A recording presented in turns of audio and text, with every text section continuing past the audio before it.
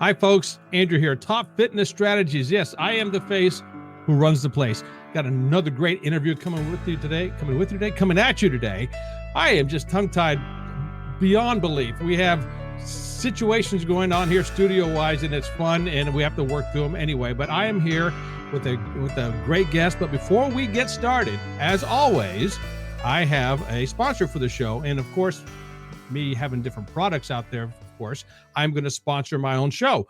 And I had the 102 health and fitness tips.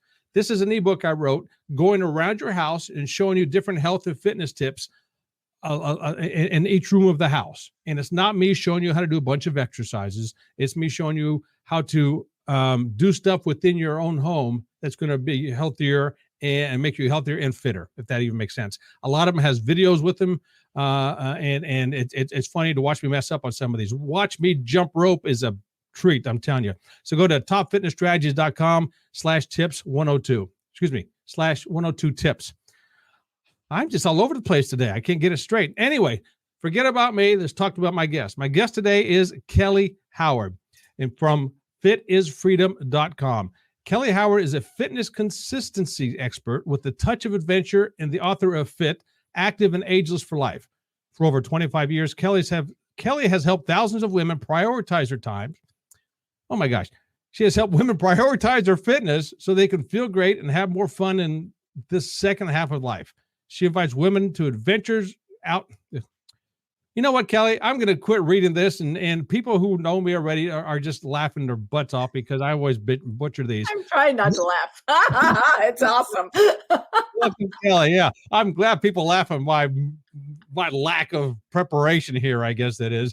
And I'm more of the off-the-cuff type of guy. If you give me something to read in front of me, I have to read it 20 times, and I might still not get it right. And believe it or not, I also do voiceover work, so that's a treat. So anyway, welcome to Top Fitness Strategies, Kelly Howard. Thank you for being here. Thank you. Thank you. And you know what? I totally appreciate your intro because I know how it works. Like I've done it myself. And your book sounds amazing. Like it sounds really cool. So well thank you. It was a trip doing all that and recording all the videos. That was something else. But anyways, we're not talking about me. This is all about you. Now, you also have a podcast. You have coaching, you have online courses, you have retreats, and so on and so forth.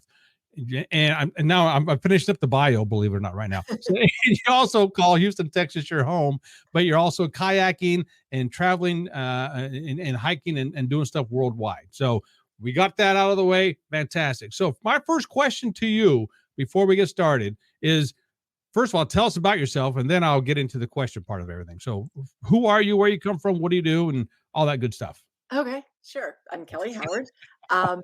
About 5 years ago, I sold my last company, which was an outdoor adventure company, and thought I was going to stop working. But I realized that I just have this passion for getting people out and active and consistent with their fitness because it's what we have to do, especially like I don't, so sad, but it happened. I'm in my 60s now. And I know that the thing that's going to keep me going and everybody around me going is that movement and that consistency and a healthy lifestyle. So that's where my focus is. The new book was all about that. And it's just what I love doing. And I get to play a lot. Fantastic. And that's, you mentioned consistency, and that's what I want to make sure we're all about. And one of the topics that you talk about is why consistency is the key to long-term fitness. I'm telling you, I'm going to be tongue-tied this whole interview. So people who listen to me are used to it. The people who listen to you, they're probably saying, with this jack-wagging guy who can't even talk straight. What the heck? So, they'll be like, what did she do to him? Well, what she did to him, I just have to tell you all this straight up, is that I broke all the tech before we got on here. And so we've both been like, I've been like, I don't even know what to do. I'm a Luddite. So yeah, that's okay. Thank you. We go with the flow. Hey, the only thing I got going for me today is I got the real fancy dancy microphone. So there you go. Other than that, the rest of it's all makeshift stuff. So, all right. Consistency. So why consistency, right? Why consistency? Absolutely. So that's the big thing. And I talk about consistency a lot in my stuff. So, but I want to hear from a different perspective, somebody else. So why consistency? What's so good about being consistent? I think that what the reason I use that word so much is that we live in a society that is so much about instant gratification, right? There's this billboard that I go past when I'm driving that's so frequently, and it's like, lose 30 pounds in 30 days. Drives me crazy, this billboard. And why that is because we think that we're going to do something, Hmm. accomplish it, and then stop. Right? Like, that's what diets are. You just lose the weight and then you're done dieting. And Hmm. it doesn't work that way. Our bodies aren't built that way. The way we're built is that if you take small, consistent steps again and again and again, you're suddenly playing the long game. You're not playing that start, stop, start, stop, start, stop, Hmm. which is what is so difficult on us. It's so difficult on our bodies. And it's so difficult to ever get where we want to go because we never get there. And when you can just take, it doesn't have to be big. It really doesn't have to be big steps. But when you're taking them, and then the more you do it, the more a body in motion stays in motion. Hmm. Suddenly you realize, I mean, I see this with my clients all the time. It could be a year, could be 6 months, could be a year and a half. They look back and it's just like this epiphany that how much has changed by taking just those small, consistent steps.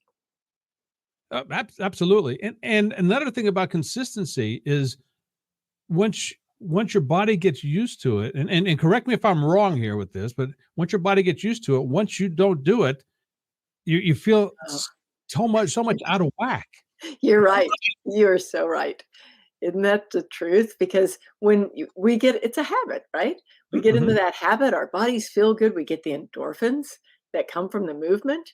I mean, I can like a perfect example of that is probably, and I don't know, I'm going to make this up, but probably once a month, I'll get a call from somebody and they're crying. And I don't mean to laugh, I don't mean to be mean, but they're crying, they're sobbing. And I know what it is every single time. They had an injury or they had a surgery or something happened. So they're stopped from doing all the things that they were going to do Mhm. that they're used to. And we can usually ride that wave for maybe 3 weeks, even 4 weeks, but then all of a sudden, we're not getting the endorphins that we were getting from the movement. We're not getting, like, the pat on the back that we give ourselves from the movement. And literally people crash and get depressed because they can't make those movements that they were doing before. And then once you Mhm. get back into it, you recover, we always recover, then boom, back to feeling amazing. Yeah, and while you were saying all that, it made me think about a program that I'm a huge believer in. I love and getting older now, not so much what I did 10, 15 years ago, the P90X series. Right?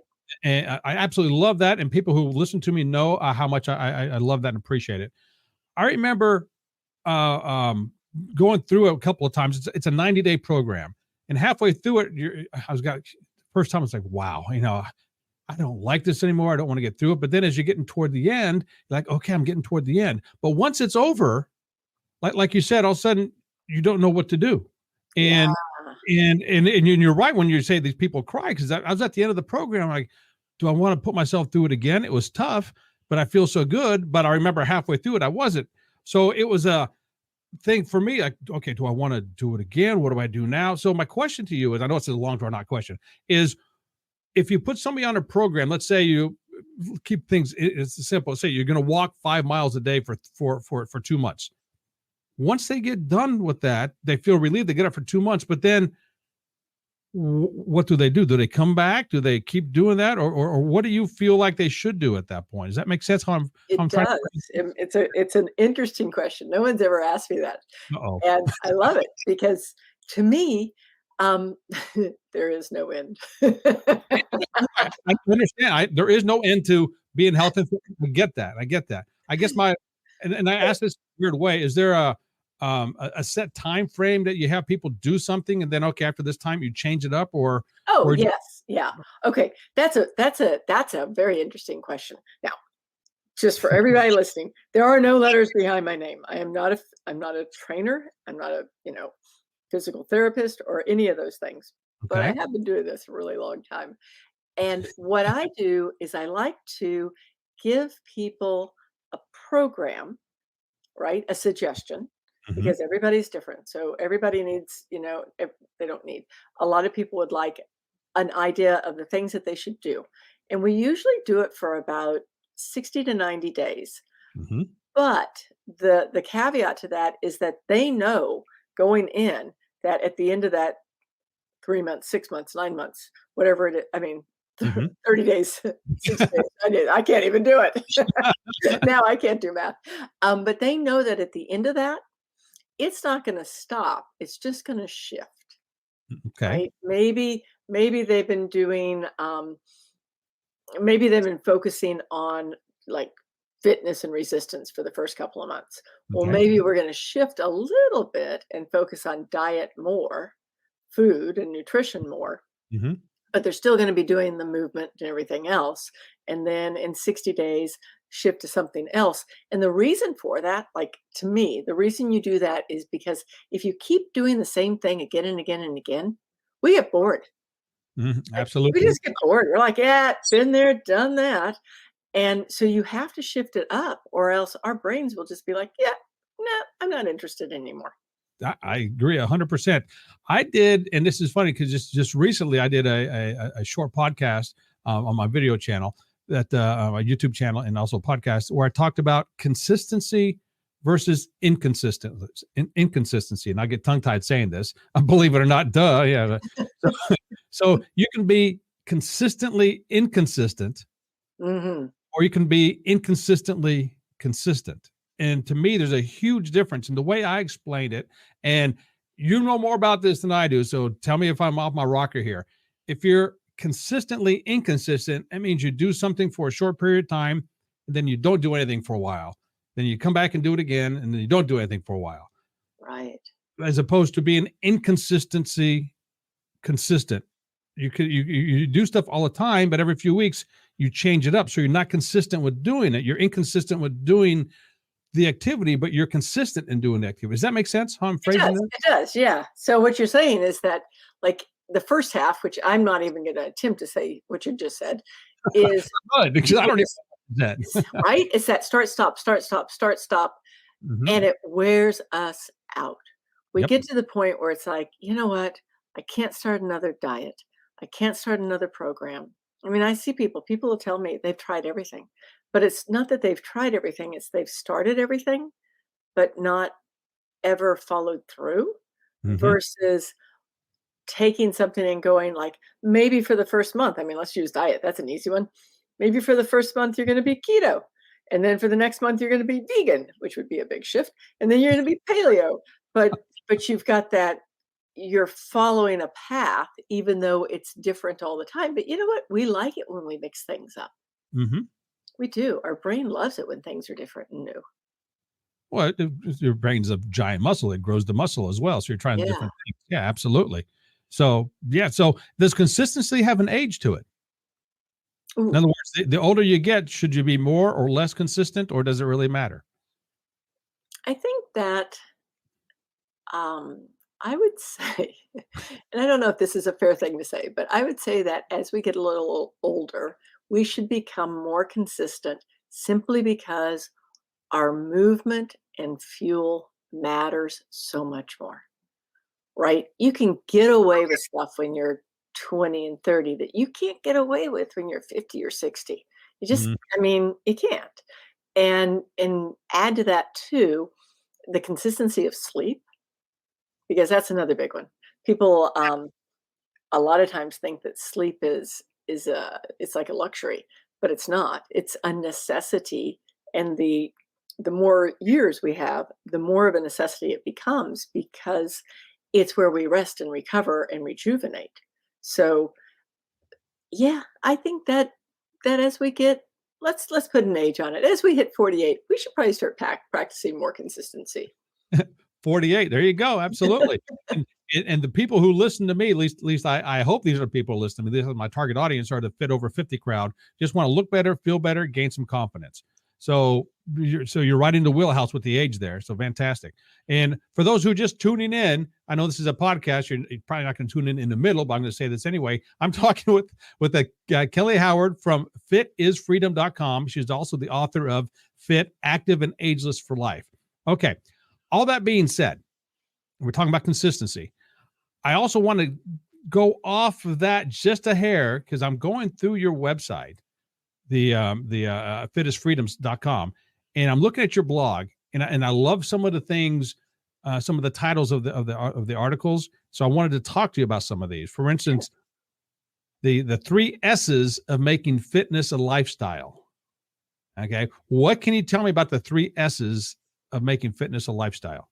Do you want the honest answer on that one? I don't remember what I wrote. Oh, you're doing here. Give me the first S and I can go from there. Wait a second. Now you're making me go back to it. So I'm doing my homework today, going through it all. All right. So what the heck? So, okay. As we're doing, okay. I'm looking for that. Let me ask this. What are your thoughts on motivation? Oh, yeah. So motivation, I think motivation is a learned behavior. People will say to me quite frequently, "Oh, I'm just not as motivated as you," or "I don't have the drive you have." And the reality is that it is a learned behavior that it's like a muscle. And I think it's better than willpower. Okay. There's some people that say, well, you don't need motivation if you've got willpower. Willpower is different.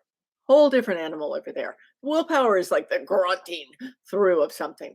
Motivation is like the dancing through. So when the more motivated you become, the more you're just like on fire and excited. And it's something that you can work on. Like every day, I don't wake up like motivated to do this every day. Like I just don't. But some of the things I use meditation. I mean, I have become a believer in meditation. I'm a believer in journaling because journaling will kind of get your mind back on track. And I can give you, while you're looking for the S's, I can give you a really quick, it's like a little game I came up with for myself. And now I teach it to, everybody I work with. Years ago, right. I used to do all these long distance bike rides. So you're doing long distance bike rides and for me, I was alone. So I'm alone. I'm training for a race. I'm getting bored, quite frankly, because you don't want to wear ear pods because, you're on your bike and it's not safe. So you're just riding. And here, I'm in the hour 3. I am thinking, I am so done with this. I got to stop this stuff. And I went, okay, you got to stop. You will turn around and go home if you don't figure this out because your brain has just won. So I went, okay, I'm going to come up with a game. And the game is going to be called the alphabet game. And so this is my new motivation game for me when I ride. And I still use it. Why I'm laughing. Because it's such a silly game, but it works. So I would go like, okay, Kelly, pick a word. And the word is motivation. Okay. What's a word that begins with A that's like motivation? Action. What's a word that begins with B? Belief. C, consistency, right? And so now all of a sudden I've got this game going on in my head and I go all the way through the alphabet and then I've gone 5 miles or whatever. And I'm like, okay, pick another word. And it sounds silly as all get out, but sometimes we just have to figure out ways to divert our brain, which is like, oh, I'm so tired of this. I think I want to stop, whether it's like food. Oh, I'm so tired of eating well. I just want to, eat the junk, whatever it is. We just have to divert ourselves. So that's my idea of motivation. It is a learned behavior. Well, that's good. That's fantastic. It's one of the most, I guess, different kind of answers I've always gotten because usually I ask people about motivation, because my belief with motivation is a trainer, whether you're a licensed trainer or a not licensed trainer or somebody at the gym helping your buddy, whatever, a trainer cannot motivate anybody. I don't care what kind of trainer you are. You can't motivate anybody. In other words, if the person I'm training is on the couch, I cannot make that person get off the couch and do something. Oh, sure, I can physically lift them and throw them into the gym and say do something, but it's useless. It's pointless for everybody. It's not going to be. But if that person gets up, wants to do it, I can feed that, and then the motivation kicks in on my part. Does that make sense? Oh, it makes total sense. Like it is. It's an inside job. Yep. And you can't motivate any. It's like you can't change someone's behavior. Yep. We'd like to. We'd make life so much easier. Life would be so much easier. I'm telling you what. Okay. So let's backtrack a little bit here. The 3 S's. I know what they are. You're going to start small, start slow, start steady. Ah, those S's, the lots of S's. That would really have been the 6 S's if we were really, really paying attention. There you go. Okay. So, yes. All right. First, I do believe, like, and I used to be the person who was like, start strong, go all in, blah, blah, blah. And I realized that we burn out. So if we start small, then we can build instead of burn out. And that's like, it's counterintuitive because it goes way back to what we were just talking about at the very beginning, which is when we believe that we have to get things done in a hurry, we're really not actually making lifetime changes. So if we start small and make those little steps that are consistent, then what we can do then is that we become stronger as we go along. We become, to use the word of the day, more consistent. And then we just keep on. It makes it easier to continue moving forward in a consistent path. I'm not going to use that word again. Okay. Yeah, that's what it's all about. Rest of the podcast, I can't use the word. So let me though ask or throw in another S that's not in there, which is scheduling, because that is actually out of the whole piece of mindset, which is, starting small and, doing little steps and staying strong and all of that. When you actually take your stuff and you schedule it, yeah, I mean, you know this, you're the trainer, right? So when you put that plan together and you have a plan, then we are so much more. I don't know what the number is because it's probably a made up number, but let's just make up another number on the spot. We're probably 90% more likely to follow that plan and get everything done that week, workout wise, than if we're like, oh, it's Tuesday. I wonder what I want to do today. It's just not gonna happen, right? You're right. You're right. I'll agree with that to an extent. Just for the fact that, for me personally, if I schedule gym time, I'm going to go to the gym. Now, what I'm going to do when I'm there, it's a whole different ballgame. Because week to week, I change up. And so you're a professional. So you know how to change up, right? Wait, what did you just call me? I did. I said it on your podcast. You're a professional. You know how many people are laughing at that one right now? Have you heard the beginning of this podcast at all? Professional? Thank you for that. Okay, you was. No, I'm sitting up straighter in my chair now for those who can't see me. All right. So okay. So where were we at? See, I don't know. So we're talking about the 3 S's: start small, start slow, start steady. So have we hit them all? Yeah, I think so. Because if you think about it, all of them really mean the same thing. This is true. They do. I like what you said about, some people are, and you said you used to be like this, gun ho. You just go into it, and go for it. And I love talking to people that saying, well, I'm either 100% in or I'm not. Baloney. No, you're not. Correct. Baloney. Yeah. If you have a cell phone or a computer, you are not 100% in because you're going off on a tangent, watching something or doing something different. You have 20 tabs open at once. You don't have one tab open and only one tab. Sorry, no, you don't. And the thing is that is probably one of the biggest pieces that people learn when I work with them is that restarting is okay, Hmm. right? I mean, Absolutely. life gets in the way a lot of times. We're just trotting through life doing our thing, and then all of a sudden, the holidays come up or this comes up or that comes up. And it doesn't mean that since we weren't solid and strong and in 100% that we're just going to give up. Right. It just means we're going to restart. Absolutely. Absolutely. Going to restart. And I say that all the time. And life happens, stuff gets in the way. You move, you have a family, you have kids, you have car issues, what have you. Guess what? Life gets in the way. And sometimes you're going to have to put maybe your workouts aside and do something, but you have to start back up. You should Right. start back. Yeah. Prioritize. Of course, life, family comes before, if you ask me at least, family comes before a workout. Always will. If it's a family emergency, especially. If it's, the your kid is mad at the sister because she changed the channel. Well, that's not something. And if you have kids, we've all been through that before, right? One of those kind of things. So, all right, change a little bit because I know I only asked for a half hour of your time. We're coming up here soon. You talked about meditation. Mhm. Now, I don't get meditation. And, oops, sorry about that. I don't get meditation. And here's why. Every time I've talked to somebody about meditation, they say, well, get into a quiet place and don't think about anything and just Ugh. relax.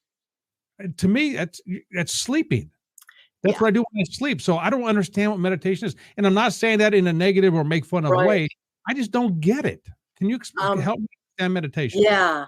So years ago, I used to try and do what you're talking about, like that state where you get in and you empty your mind, right? Mm, Empty your mind, empty your mind. I do not have a mind that empties well. So instead, my meditations are different. And I mean, some people would call it praying probably.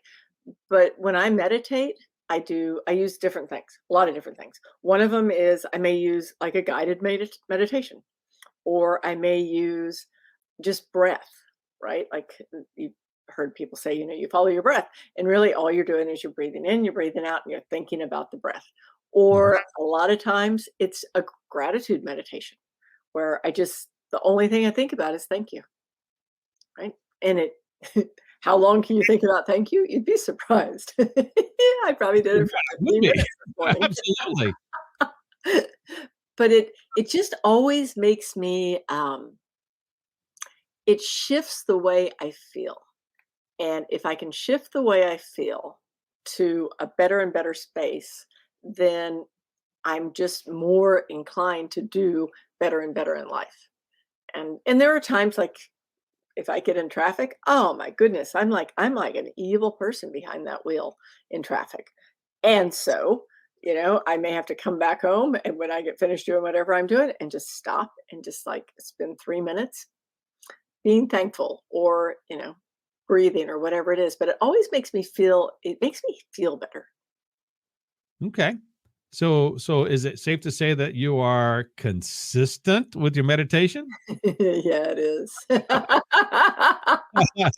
There, we're going back to the You used the word, I didn't. I I use the word, right. So, I tell you what, Kelly, we're coming up toward the end here, but tell us about your book. It's called Fit, Active, and Ageless for Life. Am I saying that correctly? Is that what Yep, the book's title? that is it. All right. And Tell us about this book. Sounds fascinating. well, I hope it is.